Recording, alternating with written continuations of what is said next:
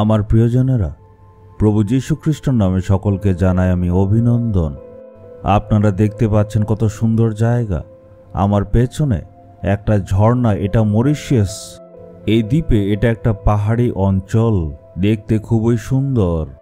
চারদিকে আপনারা পাহাড় দেখছেন, এখান থেকে আমি প্রচার করছি।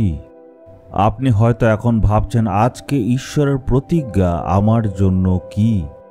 বাইবেলে আমরা দেখব 1 শমূয়েল 30 অধ্যায়ের 8 পদ। এই জায়গাতে ঈশ্বরের দাস দাউদ নামক রাজা, তার জীবনে একটা সংকট আসলো। এটার ব্যাপারে আপনারা এখানে দেখতে পাবেন। দেখুন, তার পরিবার, তার সন্তানেরা, তার ধন সম্পত্তি, তার দাস দাসী সব কিছুকে শত্রুরা আক্রমণ করে নিয়ে গেল। সেই সময়ে দাউদ ওখানে ছিল না, শত্রু সব কিছু নিয়ে গেল। এখন তার জীবনে যেহেতু সে সব কিছু ওই সময় হারিয়ে ফেলল, সে অনেক দুঃখের মধ্যে ছিল। তার বন্ধুরা তাকে পাথর মারার জন্য প্রস্তুত ছিল, তাকেই তারা দোষ দিচ্ছিল। সে ছিল ঈশ্বরের দাস, এর উপর বড় রাজা। সে প্রভুর সামনে জোরে জোরে কাঁদছিল। লেখা আছে, পুরো শক্তি দিয়ে দাউদ সেখানে কাঁদল আর তারপর প্রার্থনা করল।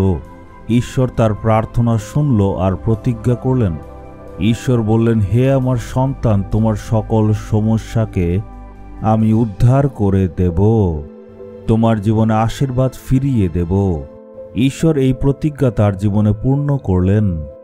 আপনার জীবনেও হয়তো আপনার চারপাশের লোকেরা এই কথাই বলে, তোমার জন্যই এত লোকসান হয়েছে, তোমার জন্যই এত দুঃখ আছে।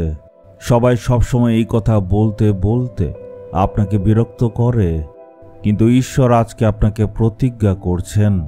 ঈশ্বর বলেন, আমার ছেলে, আমার মেয়ে, তুমি তোমার জীবনে যা যা জিনিস হারিয়েছ সে সবগুলি জিনিস আমি ফিরিয়ে দেব। আমরা আমাদের জীবনে যা কিছু জিনিস হারিয়েছি সেই সবগুলি জিনিস যাতে ফিরে পেতে পারি, তার জন্য যিশু মারা গিয়েছিলেন। উনাকে উলঙ্গ করেছিল, অপমান সহ্য করলেন। আমাদের জীবনে যেই সব দুঃখ বিপদ রয়েছে, আশীর্বাদের অভাব রয়েছে, সেই সব কিছু পূর্ণ করার জন্য যিশু এমন সব সহ্য করলেন। আপনি যা যা হারিয়েছেন সব আপনি উদ্ধার করবেন। আজ প্রভুকে বলুন, প্রভু আমার জীবনে যা যা আমি হারিয়েছি সব কিছু প্রভু আপনি আমাকে ফিরিয়ে দিন। যিশুর নামে চাইলাম, আমেন, আমেন।